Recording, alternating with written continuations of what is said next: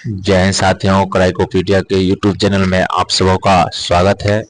तो आज हम दरोगा बिहार एसआई टेस्ट सीरीज का सेकंड टेस्ट सीरीज का डिस्कशन लेकर आए हैं, तो जिसे हम बिंदुवार सभी प्रश्नों का डिस्कशन करेंगे।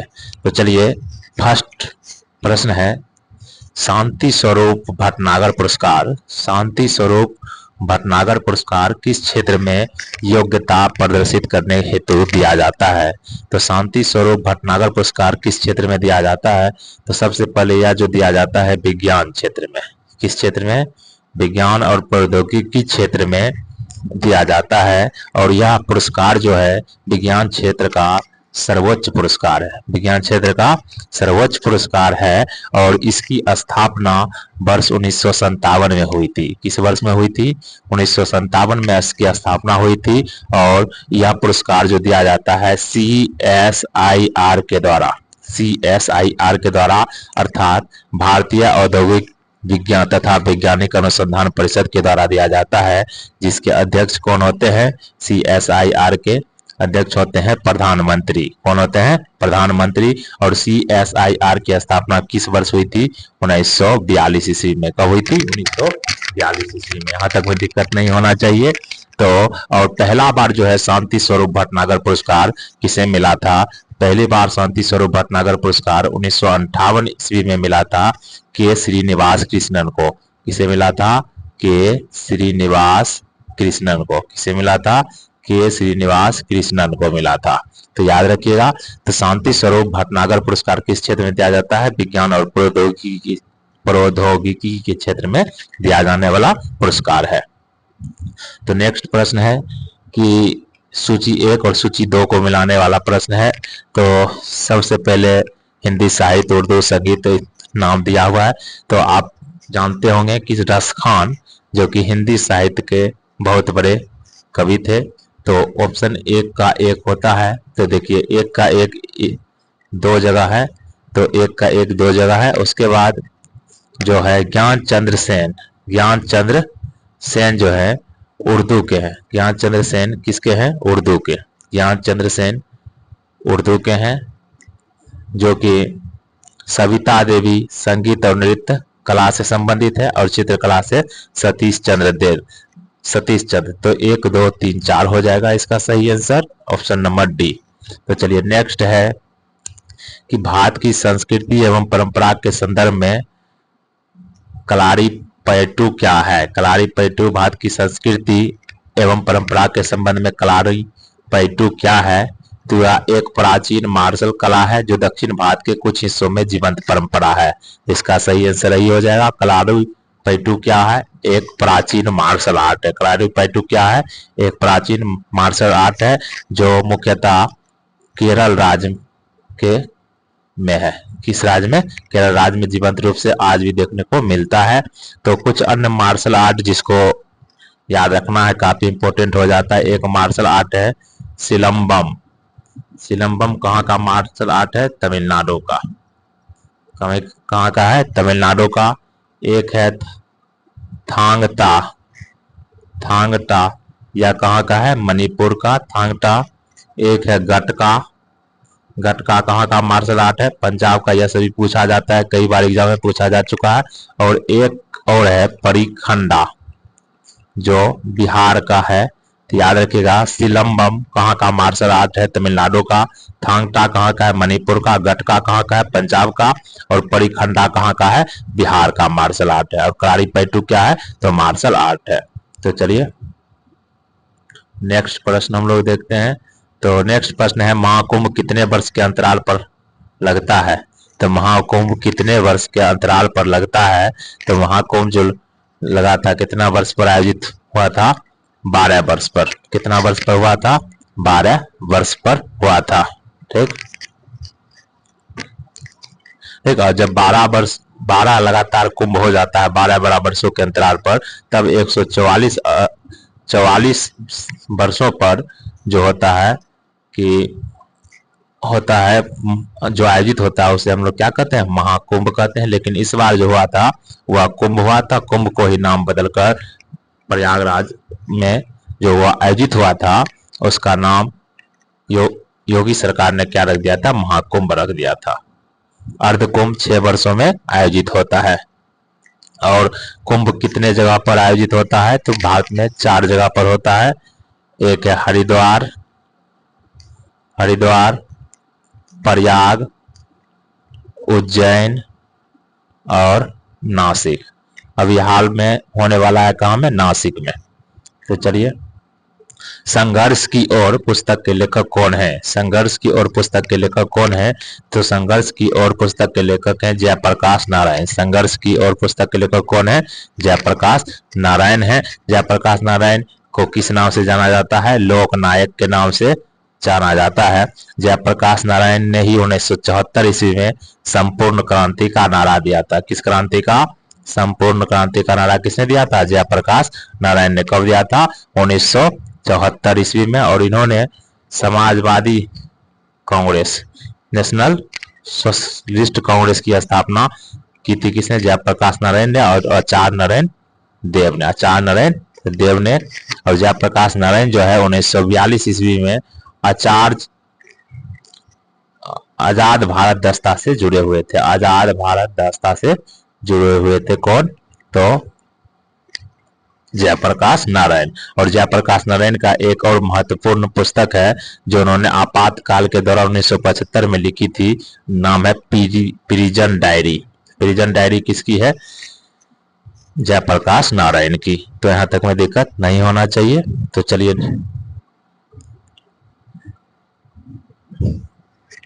राम मनोहर लोहिया ने भी आजाद दस्ता में महत्वपूर्ण योगदान दिया था। रेडियो पर नियमित गुप्त रेडियो पर आते थे। और जेबी कृपलानी जो कि चंपारण आंदोलन में महात्मा गांधी का इन्होंने साथ दिया था। राजेंद्र प्रसाद लॉर्ड मिंटो को भारत के विभाजन का जनक माना है। कौन, डॉक्टर राजेंद्र प्रसाद। संविधान सभा के अस्थायी अध्यक्ष कौन थे, डॉक्टर राजेंद्र प्रसाद थे। जब सुभाष चंद्र बोस ने 1939 ईस्वी में त्रिपुरी में अध्यक्ष जब चुने गए थे तो उन्होंने अध्यक्ष पद से त्याग पत्र दिया था। तो अध्यक्ष कौन बने थे, डॉक्टर राजेंद्र प्रसाद ही बने थे। तो चलिए, इसमें एक और राम मनोहर लोहिया का ने ऑपरेशन विजय के द्वारा अंडमान निकोबार को स्वतंत्रता दिलाने में महत्वपूर्ण योगदान दिलाया था पुर्तगालियों से। तो चलिए, श्रीमती कस्तूरबा गांधी की समाधि स्थल कहाँ है, श्रीमती कस्तूरबा गांधी की समाधि स्थल कहाँ है, तो श्रीमती कस्तूरबा गांधी की जब 1942 ईस्वी में आगा खान महल पुणे में कैद करके रखा गया था। किसे, महात्मा गांधी को, कस्तूरबा गांधी को, सरोजनी नायडू को। इसी दरमियान कस्तूरबा गांधी की मृत्यु हो जाती है। तो समाधि स्थल कहाँ है, आगा खान महल पुणे परिसर में। यरवदा जेल परिसर को महात्मा गांधी ने मंदिर कहा था। ठीक, चलिए, अहमदनगर फोर्ट जेल में परिसर में जवाहरलाल नेहरू ने एक बुक लिखा था। उसका बुक आप कमेंट बॉक्स में कमेंट कर सकते हैं। अलीपुर सेंट्रल जेल, अलीपुर से संबंधित कौन है, अलीपुर षड्यंत्र केस से संबंधित कौन है, अरविंदो घोष। रविन्द्रनाथ टैगोर के विषय में कौन एक कथन असत्य है, वे स्वदेशी आंदोलन के आर्थिक पक्ष का समर्थन किया। तो यह बिल्कुल गलत है, उन्होंने समर्थन नहीं किया था। इन्होंने जहां तक निष्ठुर वस्त्रों की होली जलाए जाने को निष्ठुर बर्बादी कहा था। किसने, रविन्द्रनाथ टैगोर ने कहा था, जो कि काफी इंपॉर्टेंट हो जाता है। तो चलिए, उन्होंने गुरु गोविंद सिंह को राष्ट्र निर्माता के रूप में देखा, ये सही है। अनेक गीतों में मराठों के बहादुरी की प्रशंसा की है। उन्होंने प्राचीन भारत और संस्कृति का गौरवगान किया है। तो ये सब सही है। तो एक नंबर गलत है, ऑप्शन नंबर ए। 1942 में आजाद हिंद फौज अस्तित्व में कहाँ आया था, 1942 में आजाद हिंद फौज अस्तित्व में कहाँ आया था। तो कल ही ये क्वेश्चन हुआ था फर्स्ट सेट में। तो 1942 में आजाद हिंद फौज अस्तित्व में आया था जापान में। कहाँ में आया था, जापान में आजाद हिंद फौज का गठन किया गया था कब? 1 सितंबर 1942 ईस्वी को। किसके नेतृत्व में? मोहन सिंह के नेतृत्व में। किसके नेतृत्व में? कैप्टन मोहन सिंह के नेतृत्व में किया गया था। जबकि सिंगापुर में आजाद हिंद फौज की कमान सुभाष चंद्र बोस ने संभाली थी। सुभाष चंद्र बोस ने कहां पर आजाद हिंद फौज की कमान संभाली थी? सिंगापुर में। सिंगापुर में। और इन्होंने एक अस्थायी सरकार का निर्माण किया था। अस्थायी सरकार का निर्माण किया था कहां पर? सिंगापुर में ही। कब किया था? 21 अक्टूबर 1943 को। 21 अक्टूबर 1943 को। और नेताजी सुभाष चंद्र बोस, सुभाष चंद्र बोस को नेताजी की उपाधि से किसने सम्मानित किया था? एडोल्फ हिटलर ने। किसने? हिटलर ने, जो जर्मनी का तानाशाह था। नेताजी सुभाष चंद्र बोस को देश रत्न के नाम से भी जाना जाता है। और इसे देशभक्तों का देशभक्त किसने कहा था? महात्मा गांधी ने। और महात्मा गांधी को सर्वप्रथम राष्ट्रपिता किसने कहा था? सुभाष चंद्र बोस ने। और सुभाष चंद्र बोस भारतीय राष्ट्रीय कांग्रेस के 2 बार अध्यक्ष बने थे। और वह 2 बार जो अध्यक्ष बने थे 1938 ईस्वी में और 1939 ईस्वी में। 1938 में हरिपुरा में अधिवेशन हुआ था, 1939 में त्रिपुरी में हुआ था। तो त्रिपुरी में इन्होंने त्याग कर दिया और इसके बाद डॉक्टर राजेंद्र प्रसाद अध्यक्ष बने थे कांग्रेस के। और इन्होंने एक संस्था की स्थापना की थी, फॉरवर्ड ब्लॉक की। और कब की थी? तो 1 मई 1939 ईस्वी को। ठीक, तो चलिए नेक्स्ट प्रश्न है, मुस्लिम लीग द्वारा पाकिस्तान की स्थापना की मांग करने वाला प्रस्ताव किस वर्ष पारित किया गया? तो यह पाकिस्तान की मांग करने वाला प्रस्ताव किस वर्ष पारित हुआ था? तो यह प्रस्ताव जो पारित हुआ था लाहौर अधिवेशन में। किस अधिवेशन में? लाहौर अधिवेशन में प्रस्ताव यह पारित हुआ था 23 मार्च 1940 को। 23 मार्च 1940 ईस्वी में मुस्लिम लीग के लाहौर अधिवेशन में 1940 ईस्वी में प्रस्ताव पारित हुआ था, जिसकी अध्यक्षता किसने किया था? मोहम्मद अली जिन्ना ने। किसकी अध्यक्षता कौन किया था? मोहम्मद अली जिन्ना ने। 1905 ईस्वी में बंगाल विभाजन हुआ था। और बंगाल विभाजन के विरोध स्वरूप स्वदेशी आंदोलन की शुरुआत होती है कब? 7 अगस्त 1905 ईस्वी में। बंगाल विभाजन जो है की घोषणा कब होती है? 19-20 जुलाई 1905 ईस्वी को होती है। और यह लागू कब होता है? 16 अक्टूबर 1905 ईस्वी को लागू होता है। इसके विरोध में रविन्द्रनाथ टैगोर के अनुरोध पर राखी दिवस मनाया जाता है। यहाँ तक में क्लियर हो गया। और 1906 ईस्वी में मुस्लिम लीग की स्थापना होती है। मुस्लिम लीग की स्थापना किस वर्ष होती है? 1906 में। कब? 30 दिसंबर 1906 ईस्वी को। कहाँ में होती है? ढाका में। इसकी अध्यक्ष स्थापना कौन करता है? सलीमुल्लाह खान। कौन करता है? सलीमुल्लाह खान और मोहसिन उल हक ने। चलिए क्लियर हो गया। निम्नलिखित में से कौन कांग्रेस समाजवादी दल का प्रमुख नेता था? कांग्रेस समाजवादी दल के संस्थापक कौन थे? कल भी हुआ था यह प्रश्न। जयप्रकाश नारायण और आचार्य नरेंद्र देव। आचार्य नरेंद्र देव। जितना डिस्कशन किया जाएगा उसी में अधिकांश प्रश्न एग्जाम में रहेगा। तो संस्थापक कौन था? जयप्रकाश नारायण और आचार्य नरेंद्र देव। तो इसमें देखिए ऑप्शन कौन है? आचार्य नरेंद्र देव। गणेश शंकर विद्यार्थी। बिजोलिया आंदोलन को प्रसिद्ध बनाया था गणेश शंकर विद्यार्थियों। दिए गए कथन में प्रश्न में लुप्त संख्या ज्ञात करें। दिए गए प्रश्न में लुप्त संख्या ज्ञात करें। तो देखिए यहाँ पे सबसे बड़ा संख्या देखिए है सबसे पहले कौन है? तो बड़ा संख्या कैसे प्राप्त हो सकता है? गुना करेंगे तो नहीं होगा, घटाएंगे तो नहीं होगा, तो क्या करेंगे? जोड़ के देखेंगे। 21 और 31 क्या हो गया? 52। 39 और 46 कितना हो गया? 85। तो जोड़ने पर पूर रहा है। 83 16 कितना हो जाएगा? 99। देखिए किस ऑप्शन में है? डी। M.K. गांधी के अनुसार, महात्मा गांधी के अनुसार अस्पृश्यों का सामाजिक आर्थिक सुधार संपन्न किया जा सकता है किस प्रकार? तो महात्मा गांधी का कहना था कि अस्पृश्यों का सामाजिक आर्थिक सुधार जो है कि उद्योग स्थापित करके समाप्त किया जा सकता है। तो आ जाएगा कुटीर उद्योग स्थापित करके। तो चलिए नेक्स्ट प्रश्न है कि वर्ष 1857 के विद्रोह के संदर्भ में किसे उसके मित्र ने धोखा दिया जिसे अंग्रेजों द्वारा बंदी बनाकर मार दिया गया? तो तात्या टोपे को उनके मित्र ने धोखा दिया था। तात्या टोपे को उनके मित्र ने धोखा दिया था। ठीक, तो तात्या टोपे को धोखा दिया था। किसे दिया था? तात्या टोपे को धोखा दिया था उसके मित्र ने। तो काफी ही इंपॉर्टेंट प्रश्न हो जाता है। तो इसके मित्र का नाम क्या था? मान सिंह। तो कुंवर सिंह 1857 ईस्वी के विद्रोह में बिहार से नेतृत्व किसने किया था? आराप से कुंवर सिंह ने। खान बहादुर खान बरेली से नेतृत्व किया था, जबकि नाना साहब कहां से नेतृत्व किए थे? कानपुर से। कहां से किए थे? कानपुर से। और नाना साहब के ही कमांडर इन चीफ कौन थे? तात्या टोपे थे। तात्या टोपे थे। तात्या टोपे को शिवपुरी में फांसी की सजा दी जाती है। शिवपुरी में फांसी की सजा दी जाती है तात्या टोपे को। तात्या टोपे को कहां पे फांसी की सजा दी जाती है? तो शिवपुरी में फांसी की सजा दी जाती है। और यह कब दी जाती है? तो 18 अप्रैल 1859 ईस्वी को, 18 अप्रैल 1959 ईस्वी को फांसी की सजा तात्या टोपे को दी जाती है। और तात्या टोपे ने कहां से भाग लिया था? तो ग्वालियर से भाग लिया था। तो काफी इंपॉर्टेंट हो जाता है। तो चलिए नेक्स्ट प्रश्न है कि प्रथम कर्नाटक, सूची मिलाना है, सूची 1 और सूची 2।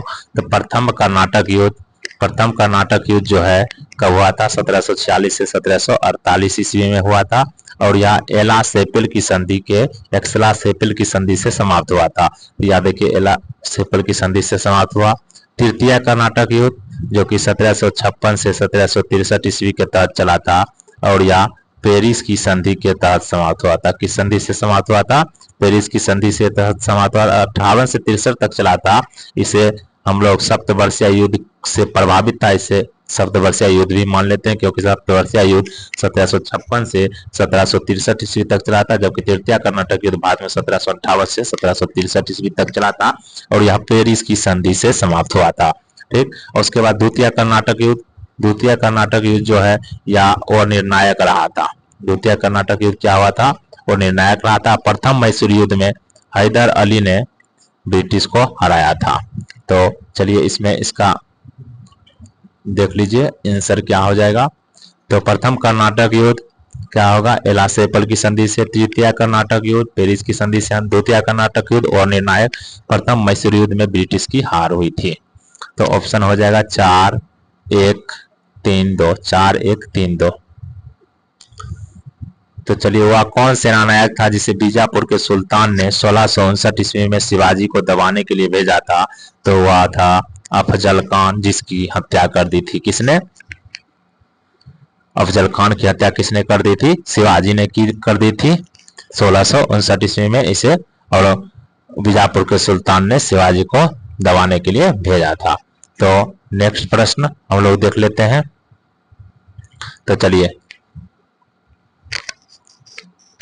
शिवाजी से जुड़े इंपॉर्टेंट जो टर्म है, एक था शाइस्ता खान। एक कौन था? शाइस्ता खान, जो कि काफी इंपॉर्टेंट हो जाता है।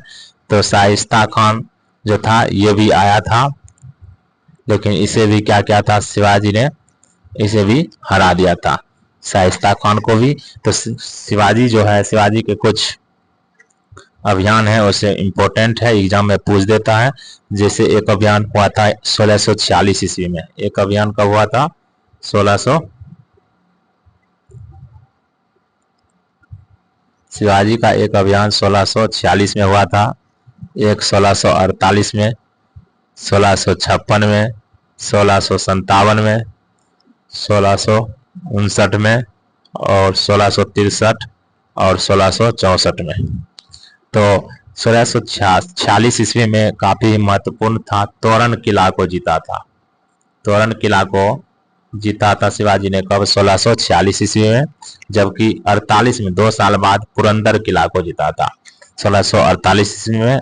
56 ईस्वी में क्या हुआ था कि जावली, शाकन, लोहगढ़ पर अधिकार कर लिया था शिवाजी ने।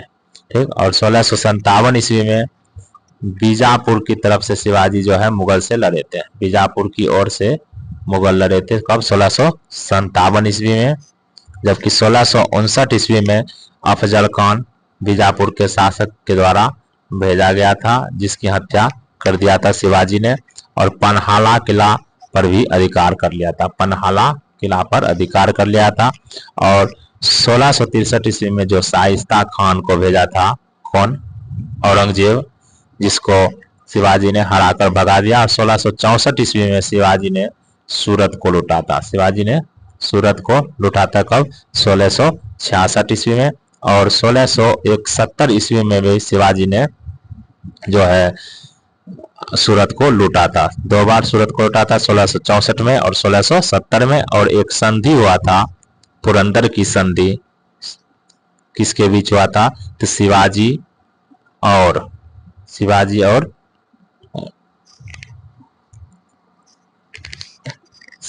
और राजा जयसिंह के बीच पुरंदर की संधि हुआ था 1665 ईस्वी में। तो याद रखिएगा, ये सभी काफी इंपॉर्टेंट हो जाता है। शिवाजी का जन्म 1627 ईस्वी में शिवनौर नामक दुर्ग में हुआ था और इनके गुरु थे दादाजी कोंडदेव। और 1680 ईस्वी में शिवाजी की मृत्यु हो जाती है और 1674 ईस्वी में शिवाजी ने छत्रपति की उपाधि धारण की थी।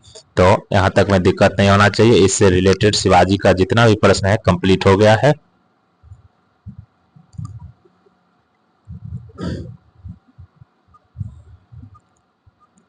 निम्नलिखित मुस्लिम विद्वानों में से किसने हिंदी साहित्य में सबसे महत्वपूर्ण योगदान दिया है?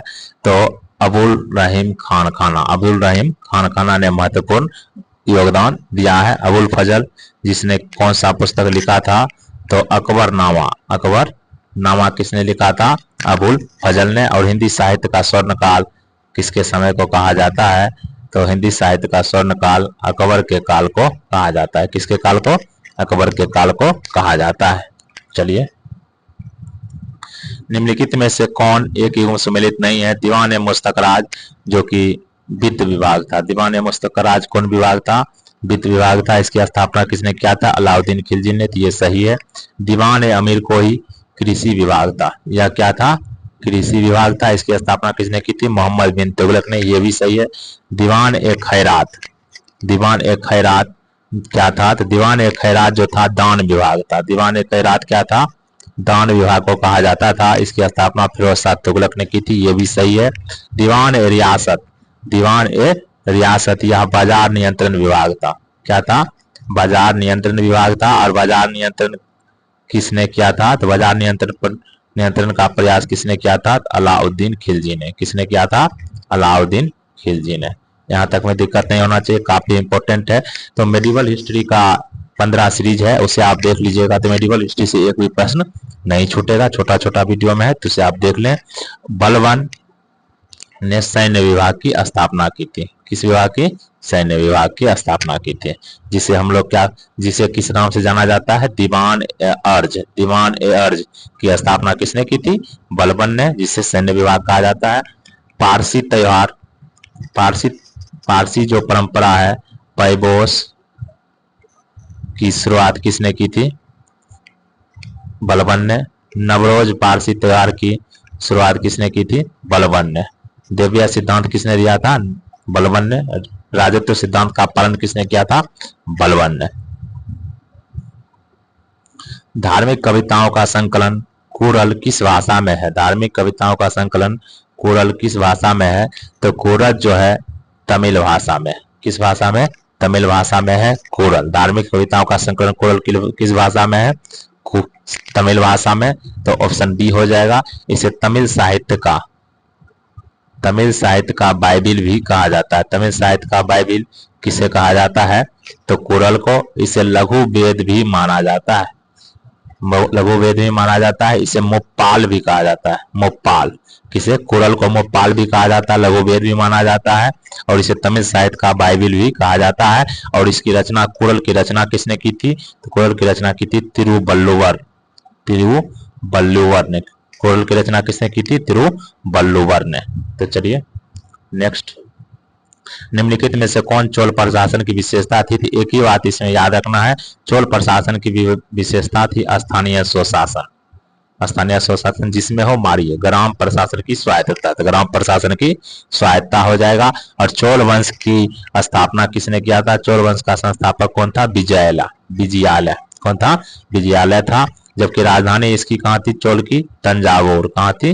तंजौर या गंगईकोंड चोलपुरम किसने बनाया था?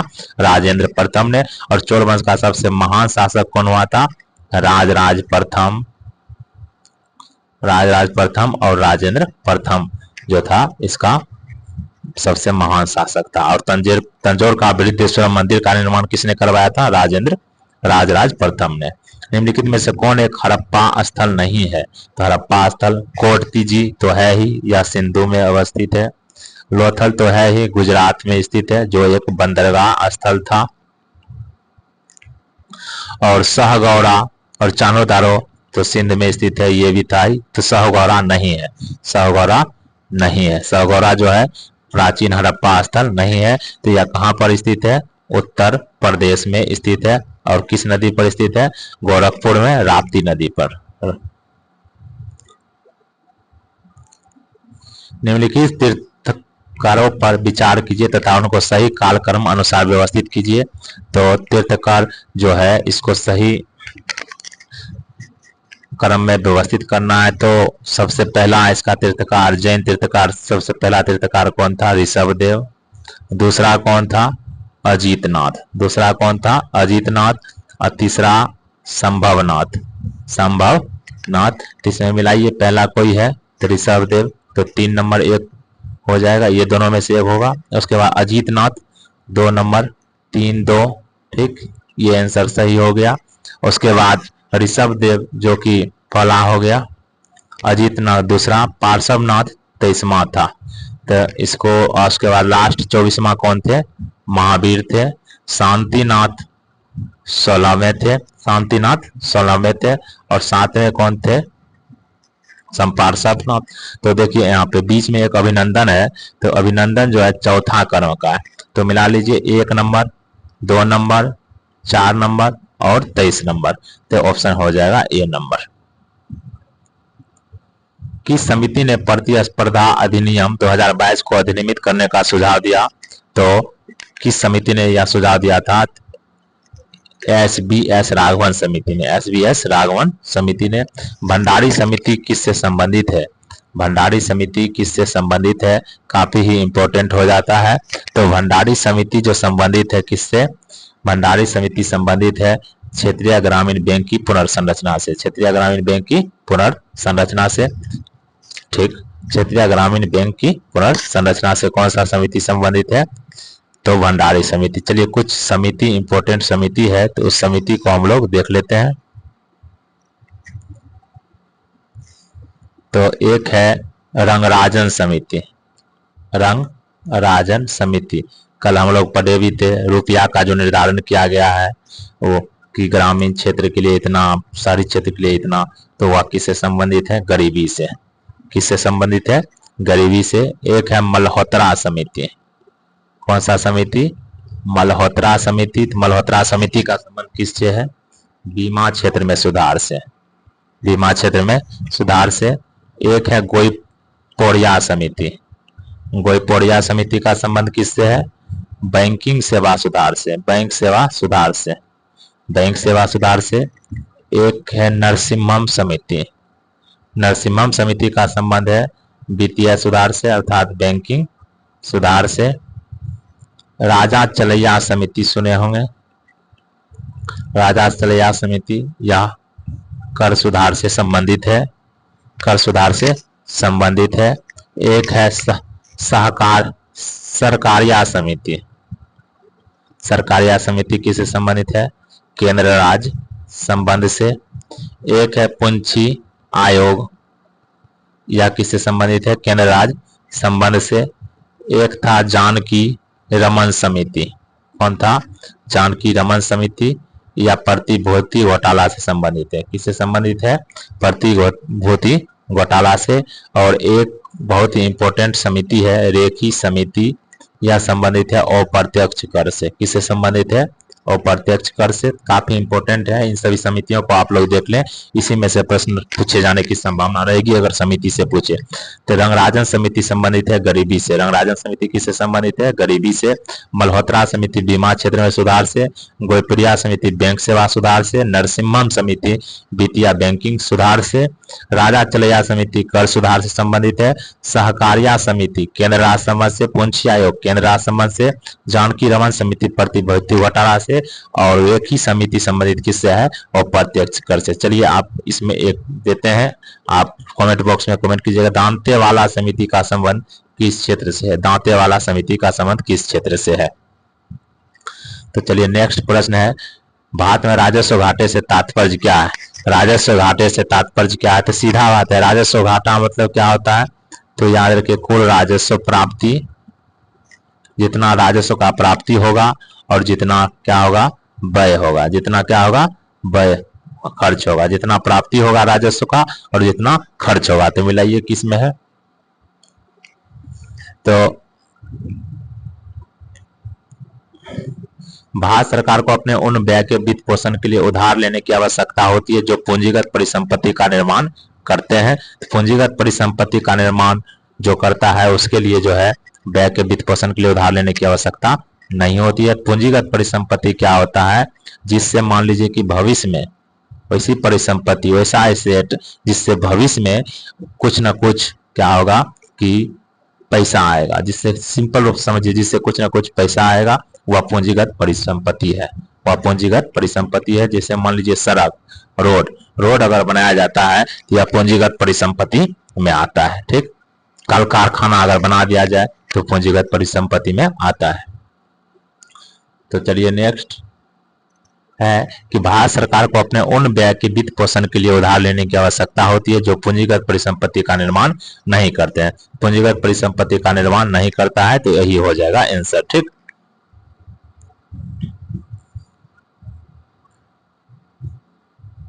तो चलिए नेक्स्ट है, अंत्योदय कार्यक्रम सर्वप्रथम किस राज्य में शुरू किया गया था? तो अंत्योदय कार्यक्रम सर्वप्रथम शुरू किया गया था किस राज्य में? तो अंत्योदय कार्यक्रम सर्वप्रथम राजस्थान में शुरू किया गया था। किस राज्य में? राजस्थान में शुरू किया गया था। और इसके तहत, अंत्योदय कार्यक्रम के तहत जो है चावल और गेहूं उपलब्ध कराया जाता है रियायती दर पर, छूट पर। किस दुकान से? तो डीलर का जो दुकान होता है उसी से, जन वितरण प्रणाली के माध्यम से। और यह शुरुआत कब हुआ था? राजस्थान में शुरू किया गया था। अंत्योदय कार्यक्रम कब शुरू हुआ था? 25 दिसंबर 2000 ईस्वी को शुरू किया गया था। और इसमें 2 रुपया गेहूं और 3 रुपया चावल दिया जाता है। चलिए नेफेड क्या है? तो नेफेड क्या है? एक प्रकार का सहकारी संगठन है। नेफेड क्या है? सहकारी संगठन है। सहकारी संगठन है जो कृषि मंत्रालय के तहत कार्य करता है। कृषि मंत्रालय के तहत कार्य करता है। इसकी स्थापना कब हुई थी नेफेड की? 2 अक्टूबर 1958 को। इसकी स्थापना कब हुई थी? 2 अक्टूबर 1958 को। और सहकारी संगठन है तो सहकारी समिति हम लोग जानते हैं। सहकारी समिति का वर्णन संविधान के किस भाग में है? तो संविधान के भाग 9 के ख में, भाग 9 के ख में है सहकारी समिति का। और सहकारी समिति भारत के संविधान में 97वें संविधान संशोधन 2011 के द्वारा जोड़ा गया था, संवैधानिक दर्जा दिया गया था। रिजर्व बैंक ऑफ इंडिया एक वित्त वर्ष में कितनी बार आर्थिक नीति की समीक्षा? सीधा बात याद रखना, आर्थिक नीति की समीक्षा हर 2 महीने पर होता है। कितने महीने पर? हर 2 महीने पर। तो एक वर्ष में कितना बार हो जाएगा? 12 महीना होता है, 10 भाग कीजिए तो कितना हो जाएगा? 6 बार। आय की असमानता मापी जाती है। आय की असमानता किससे मापी जाती है? तो गिनी गुणांक से। आय की असमानता किससे मानी जाती है? गिनी गुणांक से। ठीक, तो आय की असमानता किससे मापी जाती है? गिनी गुणांक और लॉरेंज अनुपात से। गिनी गुणांक और लॉरेंज अनुपात से। 45 डिग्री पर रहता है तो इसे पूर्ण असमानता माना जाता है, पूर्ण समानता माना जाता है। अस्थियों का अध्ययन विज्ञान की किस शाखा के अंतर्गत किया जाता है? अस्थियों का अध्ययन ऑस्टियोलॉजी में करते हैं। अस्थियों का अध्ययन किस में करते हैं? ऑस्टियोलॉजी में। अस्थियों का अध्ययन किस भाग किया जाता है? ऑस्टियोलॉजी में। जबकि सेरोलॉजी का अध्ययन किस में करते हैं? रक्त सीरम के अध्ययन में। रक्त सीरम के अध्ययन में किसका अध्ययन करते हैं? सेरोलॉजी का। जियोलॉजी का अध्ययन किसमें करते हैं? पृथ्वी की आंतरिक संरचना का अध्ययन करते हैं जियोलॉजी के अंतर्गत। पृथ्वी की आंतरिक संरचना का अध्ययन ऑरोलॉजी में पर्वत का अध्ययन किया जाता है। जीवों में अत्यधिक विविधता का कारण क्या है? तो जीवों में अत्यधिक विविधता का कारण क्या है? जीव अत्यधिक विविधतापूर्ण कब उत्पन्न होंगे? जब उसके अनुकूल क्या होगा? वातावरण रहेगा। तो यह क्या हो जाएगा? अनुकूलन। क्या हो जाएगा? अनुकूलन हो जाएगा। किसे पादप जगत के जल स्थल चर भी कहा जाता है? तो ब्रायोफाइटा को पादप जगत का जल स्थल चर भी कहा जाता है। तो चलिए नेक्स्ट प्रश्न है, निम्नलिखित में से कौन सा युग्म नियत तापी प्राणी का है? तो स्तनधारी और पक्षी जो है नियत तापी है अर्थात समतापी है। तो ऑप्शन में देखिए मगरमच्छ और शुतुरमुर्ग, मगरमच्छ तो स्तनधारी है नहीं, हैग फिश और डॉग फिश ये भी नहीं, कछुआ और शुतुरमुर्ग, मोर और ऊंट, मोर और ऊंट। तो इसमें क्या हो जाएगा, मोर और ऊंट हो जाएगा। कौन सा हार्मोन टी लिम्फोसाइट्स के विभेदीकरण में मुख्य भूमिका निभाते हैं? कौन सा हार्मोन टी लिम्फोसाइट्स के विभेदीकरण में मुख्य भूमिका निभाते हैं? तो इसका सही आंसर क्या हो जाएगा, तो एड्रेनलिन हार्मोन, जिसे हम लोग लरो या उरो हार्मोन कहते हैं। एड्रेनलिन को क्या कहते हैं, लरो या उरो हार्मोन भी कहते हैं। और इसमें क्या है कि कौन सा हार्मोन टी लिम्फोसाइट्स के विभेदीकरण में मुख्य भूमिका निभाता है, तो क्या हो जाएगा, थाइमोसिन हार्मोन। क्या हो जाएगा, थाइमोसिन हार्मोन। पाचन के संबंध में कौन सा कर्म सही है, तो पाचन कहाँ से शुरू होता है, मुख से, उसके बाद ग्रसनी में, उसके बाद ग्रासनली में, उसके बाद कहाँ जाता है, आमाशय में, उसके बाद कहाँ जाता है, छोटी आंत में, उसके बाद कहाँ जाता है, बड़ी आंत में, उसके बाद क्या होता है, मलद्वार से बाहर निकाल दिया जाता है। तो मिलाइए, यहाँ मुख गुहा अमासिका तो गलत हो गया, ग्रासिका तो गलत है, पहले मुख, उसके बाद ग्रासिका, उसके बाद अमाशय, बृहदांत है, बड़ी आंत है, यहाँ भी गलत। तो ये हो जाएगा मुख गुहा, ग्रासिका, अमाशय, छोटी आंत, बड़ी आंत। अमीबा में भोजन का पाचन कहाँ होता है? अमीबा में भोजन का पाचन कहाँ होता है? तो अमीबा में भोजन का पाचन खाद्य रिक्तिका में होता है। अमीबा में भोजन का पाचन कहाँ होता है, खाद्य रिक्तिका में। कहाँ पर होता है, खाद्य रिक्तिका में होता है। अमीबा जो है एक कोशिकीय जीव है और यह इसकी आकृति निश्चित नहीं होती, इसकी आकृति निश्चित नहीं होती है। तो चलिए नेक्स्ट प्रश्न है, रॉबर्ट हुक, रॉबर्ट हुक का संबंध किससे है? रॉबर्ट हुक ने कोशिका की खोज किया था। किसकी खोज किया था? कोशिका का। पुरकिंजे जीवद्रव से संबंधित है, जीवद्रव का खोज किया था, ठीक। और रॉबर्ट ब्राउन जो कि केंद्रिका का खोज किया था, केंद्रक का खोज किसने किया था? रॉबर्ट ब्राउन ने। और बिरचो जिसने कोशिका सिद्धांत का प्रतिपादन किया था। तो रॉबर्ट हुक कोशिका की खोज, पुरकिंजे जीवद्रव, तो हो जाएगा 3 4 1 2, 3 4 1 2, ठीक। यहां तक में दिक्कत नहीं होना चाहिए। तो चलिए नेक्स्ट प्रश्न है कि एक मनुष्य दुर्घटनाग्रस्त हो जाता है, दुर्घटना हो जाता है और उसे रक्त की आवश्यकता होती है, किंतु उसके रक्त समूह का परीक्षण करने का समय नहीं है। तो निम्नलिखित में से कौन सा रक्त समूह से दिया जा सकता है? तो सब सर्वग्राही रक्त समूह क्या होता है? सर्वग्राही होता है AB, जबकि सर्वदाता रक्त समूह क्या होता है? O पॉजिटिव, ओ होता है। यहाँ पे क्या है कि सर्वदाता होता है ओ किसी को दे सकता है। तो यहाँ पॉजिटिव और निगेटिव है, तो इसमें भी सबसे दाता कौन होता है? तो O निगेटिव। क्या होता है? O negative. बहुत ही कम लोगों के पास ये रक्त होता है। तो यह हो जाएगा, अगर किसी को मालूम नहीं है तो O निगेटिव दे दिया जाता है। दूर संचार के लिए प्रयुक्त तरंग है, दूर संचार के लिए प्रयुक्त तरंग कौन सा है? तो दूर संचार के लिए माइक्रोवेव का प्रयोग किया जाता है। किसका प्रयोग किया जाता है? माइक्रोवेव का प्रयोग किया जाता है। माइक्रोवेव मतलब कौन सा तरंग हो गया? सूक्ष्म तरंगों का प्रयोग किया जाता है। तो चलिए, दृष्टिपट रेटिना पर जो चित्र बनता है, तो रेटिना पर कैसा चित्र बनता है? तो वास्तविक और उल्टा, वास्तविक और उल्टा प्रतिबिंब बनता है। और वह क्या होता है? वस्तु से छोटा बनता है। मिलाइए, वह वस्तु से छोटा और सीधा, सीधा तो नहीं होता है लेकिन मस्तिष्क इसको सीधा देखने की अनुभूति प्रदान करता है। तो वस्तु के बराबर तो नहीं ही होगा, वस्तु से छोटा होता है और उल्टा होता है। तो ये हो जाएगा ऑप्शन 3। तो चलिए नेक्स्ट प्रश्न है कि फ्यूज में प्रयुक्त होने वाली तार की विशेषता क्या होती है? तो फ्यूज, फ्यूज किस लिए लगाया जाता है? सुरक्षा के लिए। किसके लिए लगाया जाता है? सुरक्षा के लिए लगाया जाता है। और फ्यूज किस क्रम में लगाया जाता है? श्रेणी क्रम में लगाया जाता है। किस में लगाया जाता है? श्रेणी क्रम में। और फ्यूज किसका बना होता है? शीशा और टीन का बना होता है। फ्यूज का गुण कैसा होना चाहिए? ज्यादा से ज्यादा धारा को रोके तो उसका प्रतिरोध क्या होना चाहिए? ज्यादा होना चाहिए। और ज्यादा धारा अत्यंत बहने लगे तो वह जल्दी गल जाना चाहिए, टूट जाना चाहिए, तो उसका गलनांक क्या होगा? कम होगा।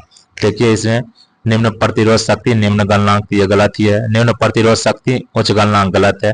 प्रतिरोध क्या होना चाहिए? उच्च होना चाहिए और गलनांक निम्न होना चाहिए। प्रतिबल स्ट्रेस, प्रतिबल सीधा याद रखिए। प्रतिबल मतलब क्या होता है? सीधे याद रखना है, दाब। दाब को ही क्या कहते हैं? प्रतिबल। ठीक, प्रति एकांक क्षेत्रफल पर जो बल लगता है उसे ही हम दाब कहते हैं, उसे ही प्रतिबल कहते हैं। तो बल का SI मात्रा क्या होता है, न्यूटन, और क्षेत्रफल का मीटर स्क्वायर, तो न्यूटन प्रति मीटर स्क्वायर। देखिए किसमें है, ए नंबर। निम्न युगों में गलत मिलान का चयन करें। तो ओडोमीटर क्या है, तो वाहन द्वारा तय की गई दूरी, तो ये सही है। क्रायोमीटर क्या है, तो क्रायोमीटर जो है निम्न ताप वाला है। क्रायोमीटर क्या है, निम्न ताप वाला है। तो निम्न ताप किसमें प्रयुक्त होता है, तो निम्न ताप जो है प्रयुक्त होता है क्रायोजेनिक इंजन में। किसमें प्रयुक्त होता है, क्रायोजेनिक इंजन में प्रयुक्त होता है। ठीक, निम्न ताप किसमें प्रयुक्त होता है, क्रायोजेनिक इंजन में। किसका प्रयोग होता है, निम्न ताप का। तो ये क्रायोमीटर क्या हो जाएगा, निम्न ताप। तो बेंचोरीमीटर द्रव के प्रवाह की गति मापने का यंत्र। फोनोमीटर ध्वनि की तीव्रता मापने का यंत्र। तो इसका सही आंसर हो जाएगा ACD सही है, जबकि ये गलत है। बेंजीन में सिग्मा और पाई बॉन्ड की संख्या कितनी होती है, तो बेंजीन में सिग्मा और पाई बॉन्ड की संख्या कितनी होती है, तो बेंजीन में सिग्मा और पाई बॉन्ड की संख्या कितनी होती है, तो बेंजीन में जो है 12 सिग्मा बॉन्ड होता है। कितना होता है, 12, और पाई बॉन्ड कितना होता है, 3 होता है। तो चलिए इसे निकालने के लिए हम अलग से वीडियो लेकर आएंगे, उसमें आप देख लीजिएगा, काहे कि ये वीडियो लंबा हो जाएगा। तो चलिए, वो अभिक्रियाएं जिनमें अभिकारकों के बीच आयनों का आदान प्रदान होता है उन्हें क्या कहते हैं, आयनों का आदान प्रदान होता है तो उसे हम लोग क्या कहते हैं, तो उसे कहते हैं द्विविस्थापन अभिक्रिया। कौन सा अभिक्रिया, द्विविस्थापन अभिक्रिया। क्या होता है जब दो पृष्ठों को बलपूर्वक दबाया जाता है, दो पृष्ठों को जब बलपूर्वक दबाया जाता है तो क्या होता है, घर्षण में वृद्धि हो जाता है, घर्षण में वृद्धि हो जाता है। किसी परमाणु का KLm कोष भरा है तो उसमें कुल इलेक्ट्रॉन की संख्या कितना होता है, तो किसी भी कक्षा में इलेक्ट्रॉन की संख्या का निर्धारण 2n² फॉर्मूला से होता है। तो KLm तो ये पहला कक्षा, ये दूसरा, ये तीसरा, तो 2 गुना 1 का स्क्वायर कीजिए प्लस L, तो दूसरा कक्षा है तो 2 गुना 2 का स्क्वायर कीजिए प्लस M तीसरा कक्षा है तो 2 गुना 3 का स्क्वायर कीजिए। 3 का स्क्वायर हो गया 9 हो गया, 9 हो जाएगा, यहाँ 2 हो जाएगा, यहाँ कितना हो जाएगा, 8 हो जाएगा, यहाँ कितना हो जाएगा, 18 हो जाएगा। इन सभी को जोड़ दीजिए तो टोटल कितना आ जाता है, 28 आ जाएगा। तो इसे कर लीजिए। ठीक, चलिए नेक्स्ट है कि जैविक ऑक्सीजन मांग किसके लिए एक मानक मापदंड है। तो जैविक ऑक्सीजन मांग जो है तो सीधा बात है, इसमें पानी में ऑक्सीजन के स्तर को मापता है। तो देखिए कहाँ है, जैविक जलीय पारिस्थितिक तंत्र में कार्बनिक प्रदूषण के आकलन के लिए प्रयोग किया जाता है। यहाँ तक में दिक्कत नहीं होना चाहिए। 48 सौरमंडल का प्रधान आकाशीय पिंड कौन सा है, सौरमंडल का प्रधान कौन होता है, तो सौरमंडल का प्रधान होता है सूर्य। एक पारिस्थितिक तंत्र में ऊर्जा की मात्रा एक पोषण स्तर से अन्य स्तर में स्थानांतरण के बाद क्या होती है, 10% घटती है। 10% ही स्थानांतरित होता है, अर्थात क्या होता है, घटता है। क्या होता है, घटता है। ठीक, तो नेक्स्ट प्रश्न है कि अंटार्कटिका महाद्वीप पर पहुंचने वाली प्रथम भारतीय महिला कौन थी, मेहर मूसा। प्रीति सेन गुप्ता उत्तरी ध्रुव पर पहुंचने वाली प्रथम महिला थी। हिमाचल प्रदेश में स्थित दर्रा, शिवकिला दर्रा कहाँ स्थित है, हिमाचल प्रदेश में। नाथुला दर्रा कहाँ स्थित है, सिक्किम में। जोजिला दर्रा कहाँ है, जम्मू कश्मीर में। जलेपला दर्रा कहाँ स्थित है, सिक्किम में। जलेपला दर्रा कहाँ स्थित है, सिक्किम में। सरदार सरोवर बांध किन राज्यों का कवर करता है, सरदार सरोवर बांध गुजरात, राजस्थान, महाराष्ट्र और मध्य प्रदेश को कवर करता है। निम्नलिखित में से कौन सा बंदरगाह आजादी के बाद सबसे पहले बनाया गया था, तो आजादी के बाद सबसे पहले बनाया जाने वाला बंदरगाह था कांडला, जिसका नाम वर्तमान में क्या है, दीनदयाल उपाध्याय बंदरगाह।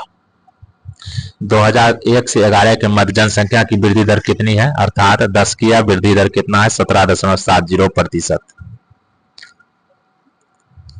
सिमलीपाल कहाँ स्थित है, सिमलीपाल स्थित है उड़ीसा में। दिहांग दिवांग कहाँ स्थित है, अरुणाचल प्रदेश में। नोकरेक मेघालय में। कोल्ड डेजर्ट ठंड शीत मरुस्थल कहाँ स्थित है, हिमाचल प्रदेश में। निम्नलिखित कथनों पर विचार के अधिकांश हिमालयी नदियां जो है बारहमासी होती है, बात सही है, जबकि प्रायद्वीपीय नदी वर्षा पर निर्भर है, ये सही है। उसके बाद हिमालय नदी की ढाल प्रायद्वीपीय नदी की तुलना में अधिक खड़ा है, हिमालय नदियों की ढाल जो है प्रायद्वीपीय नदी की तुलना में अत्यधिक खड़ा है। तो हिमालय नदियों की ढाल जो है प्रायद्वीपीय नदी की तुलना में क्या है, अत्यधिक खड़ा है, ये भी सही है। प्रायद्वीपीय नदी हिमालय नदी की तुलना में रास्ते में अधिक क्षरण का कारण बनती है। प्रायद्वीपीय नदी हिमालय की तुलना में अधिक क्षरण का कारण नहीं बनती है, क्योंकि प्रायद्वीपीय नदी की अपेक्षा हिमालयी नदी जो है काफी तेज होती है। तो ये गलत है, 1 और 2 सही हो जाएगा। तो चलिए नेक्स्ट है कि अंडमान निकोबार द्वीप समूह में गद्दीदार चोटी सेडल पीक कहाँ स्थित है? उत्तरी अंडमान में। कहाँ स्थित है? उत्तरी अंडमान में। शुद्ध वाक्य का चयन करें। तुमने जो कहे थे, तुमने जो कह रहे थे, बोलने का तरीका ही गलत है। तुमने जो कहा था वही सत्य है, ये हो जाएगा 58 का सी नंबर। तुमने जो कहा था वही सत्य है।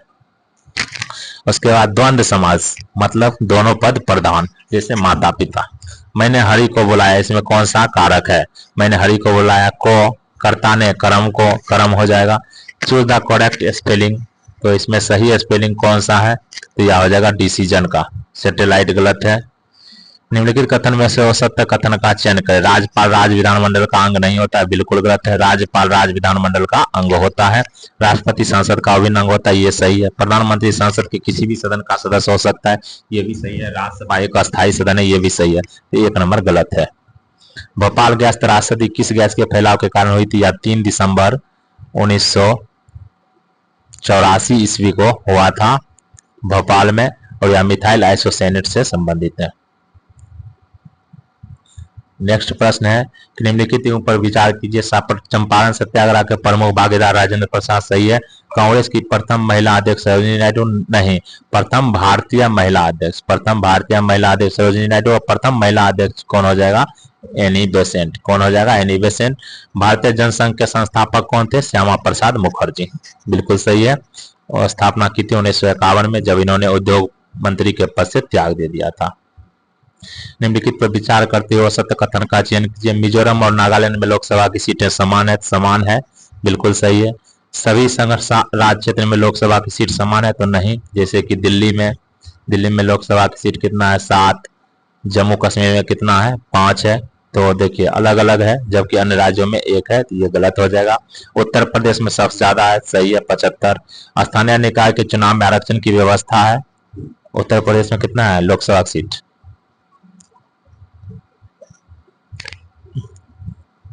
75। स्थानीय लोकसभा चुनाव में आरक्षण की व्यवस्था है, तो बिल्कुल सही है। यदि किसी कारणवश भारत के राष्ट्रपति का पद रिक्त हो जाए और उपराष्ट्रपति का पद भी खाली हो, यदि राष्ट्रपति नहीं है तो राष्ट्रपति का पद कौन धारण करेगा? उपराष्ट्रपति। अगर उपराष्ट्रपति नहीं है तो कौन धारण करेगा? सर्वोच्च न्यायालय का मुख्य न्यायाधीश। और मुख्य न्यायाधीश नहीं है तो सर्वोच्च न्यायालय का वरिष्ठतम न्यायाधीश। अभी तक एक बार मात्र न्यायाधीश ने पदभार संभाला है सर्वोच्च न्यायालय का मुख्य न्यायाधीश ने, एम हिदायतुल्लाह। इसमें हो जाएगा सर्वोच्च न्यायालय का वरिष्ठतम न्यायाधीश। अगर राष्ट्रपति नहीं है, उपराष्ट्रपति भी नहीं है, सर्वोच्च न्यायालय का मुख्य न्यायाधीश भी नहीं है, तो कौन होगा? सर्वोच्च न्यायालय का वरिष्ठतम न्यायाधीश। यदि संशय के आधार पर किसी व्यक्ति के घर की तलाशी ली जा रही हो और उसका फोन टैप किया जा रहा हो, तो उसके पक्षों को सार्वजनिक किया गया हो, उसके फोन को क्या किया गया हो? सार्वजनिक। उसके पक्षों को सार्वजनिक किया गया हो, तो उपरोक्त संदर्भ में कौन सा अधिकार का उल्लंघन होगा? तो यह हो जाएगा निजता का अधिकार। निजता का अधिकार या जो दिया गया था पुट्टा स्वामी बाद में, किस बाद में दिया गया था? या पुट्टा स्वामी बाद में या दिया गया था निजता का अधिकार। निजता का अधिकार किस अनुच्छेद में? 21 में। अनुच्छेद 1 में है पर्यावरण का अधिकार, अनुच्छेद 21 में ठीक। आवास का अधिकार, पर आवास का अधिकार किस में है? तो आवास का अधिकार भी अनुच्छेद 21 में। सूचना का अधिकार किस में है? अनुच्छेद 21 में। शांति का अधिकार किस में है? अनुच्छेद 21 में। बहुत सारा है इसमें। तो चलिए आगे बढ़ते हैं। भारत में विभिन्न धार्मिक समुदायों के लोग निवास करते हैं, उसके जनसंख्या अनुपात का क्रम क्या है? सबसे ज्यादा भारत में क्या है? हिंदू। उसके बाद क्या है? मुस्लिम। उसके बाद क्या है? ईसाई। उसके बाद क्या है? सिख। उसके बाद क्या है? बौद्ध। उसके बाद क्या है? जैन। तो मिला लीजिए हिंदू मुस्लिम, हिंदू मुस्लिम तो है ही नहीं, सिख से शुरू है, तो सिख तो होगा नहीं, पहले ईसाई होगा, ईसाई सिख बौद्ध जैन। भारतीय धर्मनिरपेक्षता से संबंधित निम्नलिखित में से कौन सा कथन असत्य है? भारतीय धर्मनिरपेक्षता से संबंधित निम्नलिखित में से कौन सा कथन असत्य है? तो भारतीय धर्मनिरपेक्षता केवल धर्म और राज्य के बीच संबंध विच्छेद पर बल नहीं देती है, बल्कि अंतर धार्मिक समानता भारतीय संकल्पता के लिए अत्यंत महत्वपूर्ण है। ये सही है। भारतीय धर्मनिरपेक्षता पश्चिमी धर्मनिरपेक्षता की नकल भर है, ये गलत है। तो ये आंसर हो जाए, ये सही गलत कौन है? तो ये हो जाएगा। तो चलिए नेक्स्ट है कि भारतीय स्वतंत्रता आंदोलन के काल में के संदर्भ में नेहरू रिपोर्ट में किसकी अनुशंसा की गई थी? नेहरू रिपोर्ट कब आया था? 1928 ईस्वी में। किस लिए आया था? जब साइमन कमीशन के विरोध स्वरूप आया था नेहरू रिपोर्ट।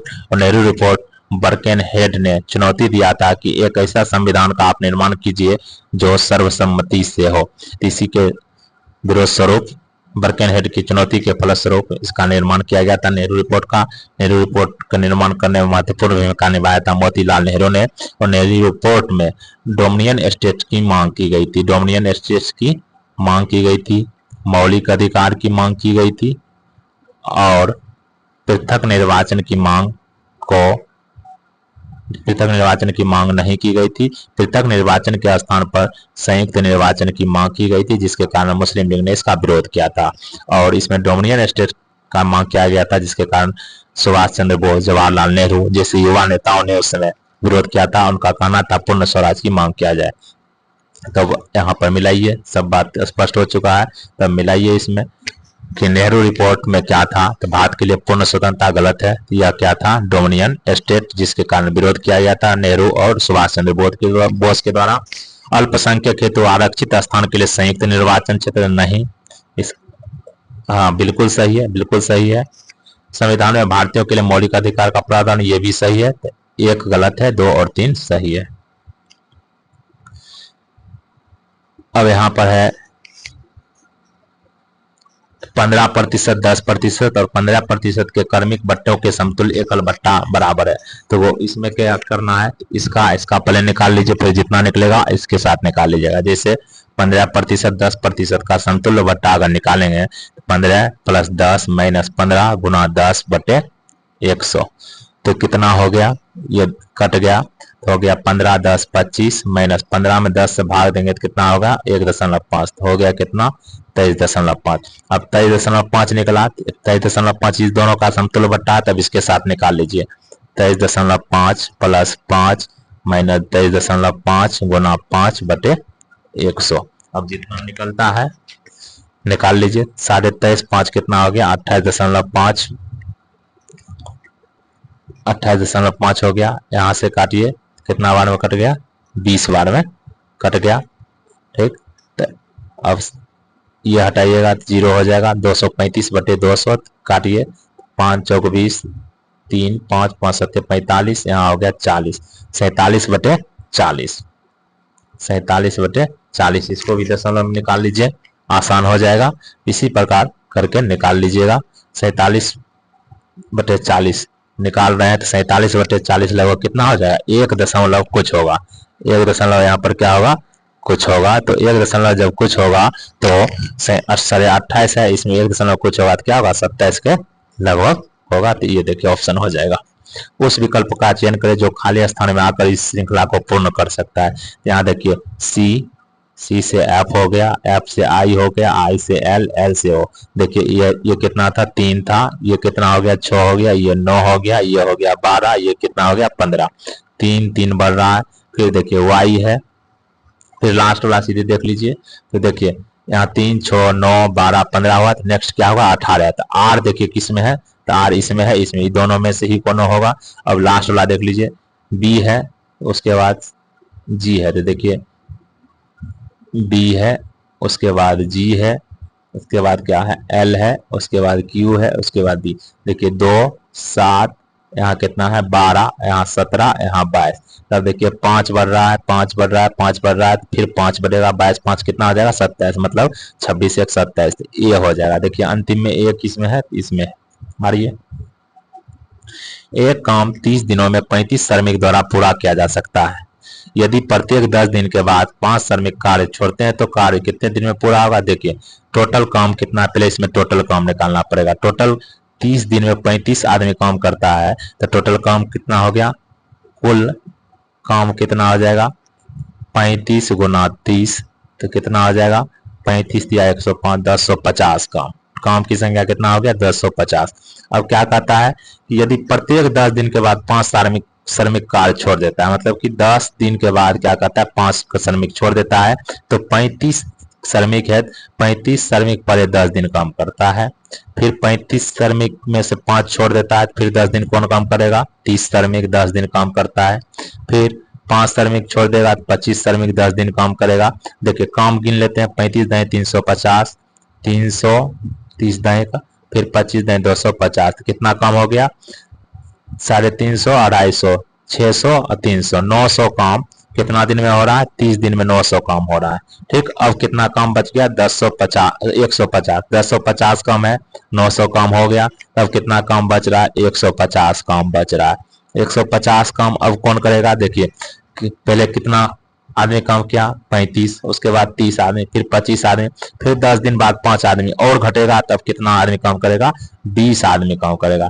20 आदमी 150 काम कितना दिन में करेगा, तो भाग दे दीजिए, 150/20 तो 7.5 दिन में, कितना दिन में, 7.5 दिन में करेगा। तो यहाँ कितना दिन हुआ, 10 दिन, 20 दिन, 30 दिन और 7.5 दिन जोड़ दीजिएगा, कितना आ जाएगा, 37.5 दिन।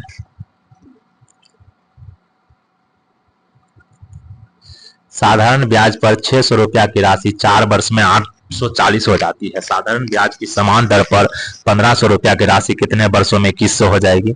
600 रुपया है ब्याज पर, जितना रुपया रहता है वो क्या होता है, मूलधन।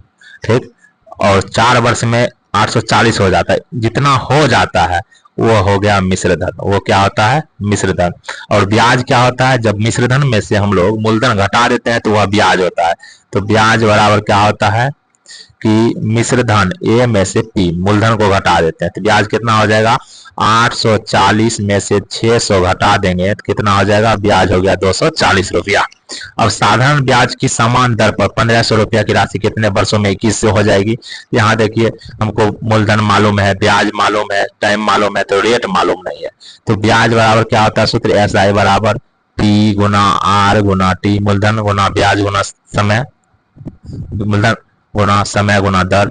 यहाँ ब्याज कितना है 240, तो मूलधन कितना है 600, रेट मालूम नहीं है तो रेट गुना टाइम कितना है 4/100, यहाँ पर बटा में 100 छूट गया, ये एक दोनों कट गया। अब देखिए कितना हो गया, 6 से काट दिए 40 बार में, यहाँ कितना हो गया 10, तो रेट कितना हो गया 10%, रेट कितना हो गया 10% निकाल लिए हैं। तब वही पूछ रहा है साधारण ब्याज की समान दर पर 1500 रुपया की राशि कितने वर्ष में 2100 हो जाएगी। 2100 कितने वर्षों में हो जाएगी, मतलब कि 600 रुपया ब्याज कितने वर्ष में हो जाएगा।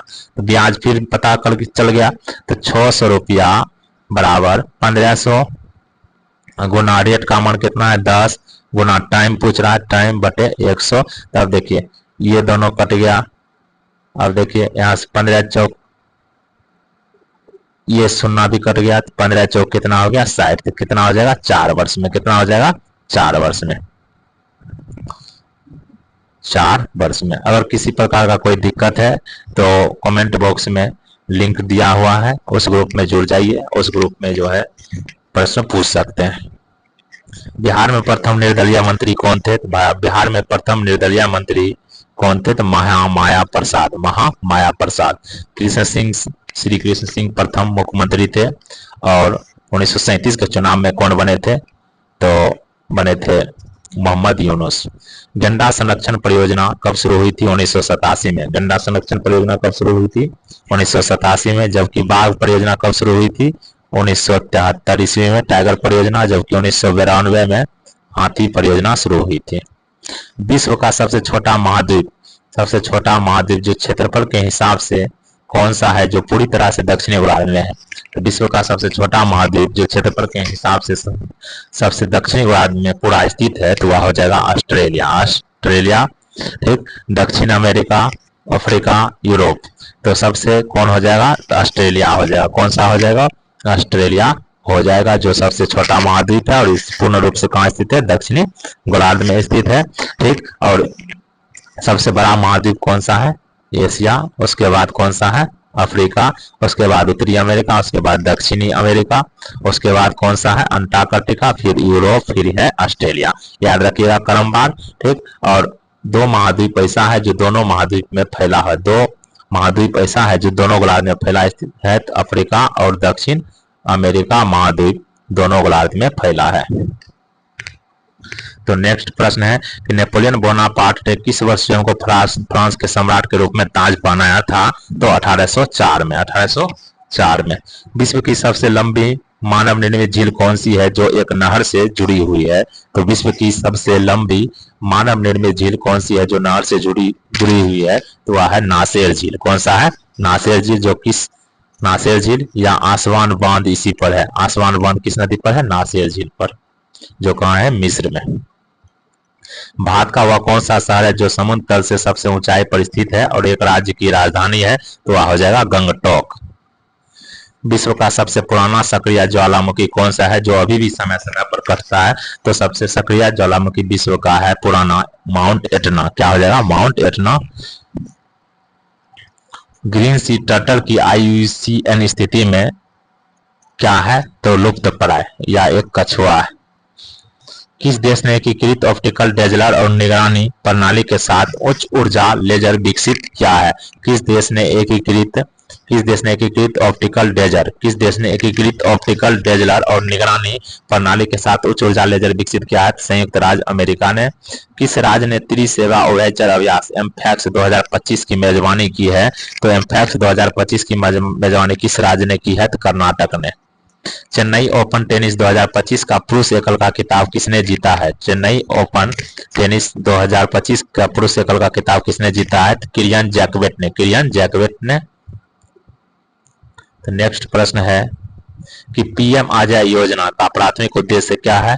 तो पीएम अजय योजना का प्राथमिक उद्देश्य क्या है? पीएम अजय योजना का प्राथमिक उद्देश्य गरीबी को कम करना और अनुसूचित जातियों की सामाजिक आर्थिक स्थिति में सुधार करना।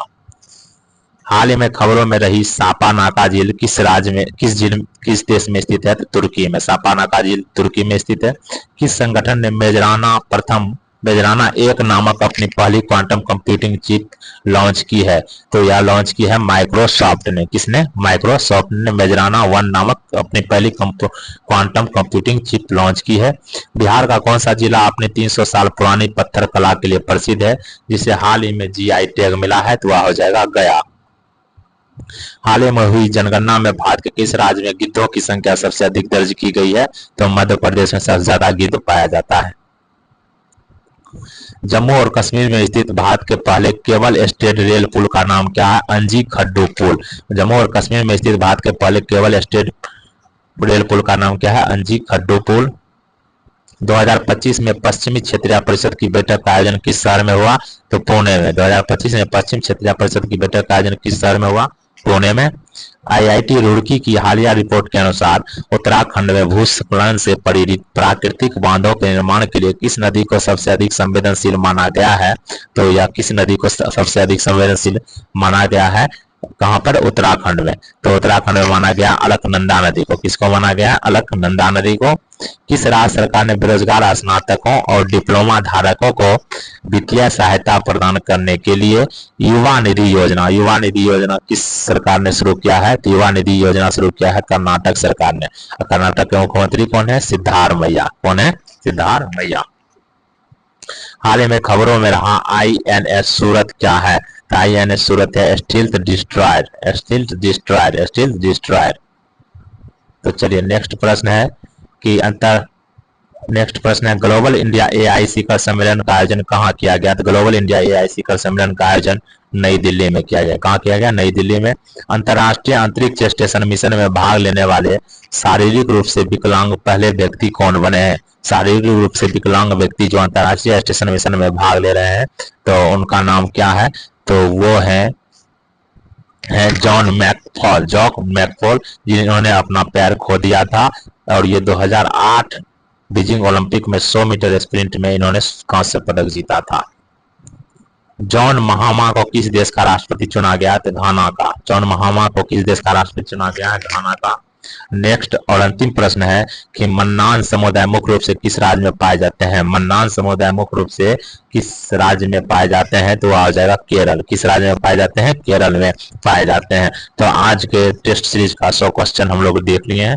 ज्यादा डिस्कशन इसलिए नहीं किया गया क्योंकि वीडियो काफी ही लंबा हो जाएगा, तो इसलिए कम डिस्कशन किया गया है। आप हमारे टेस्ट सीरीज ग्रुप से जुड़ सकते हैं, तो इसका लिंक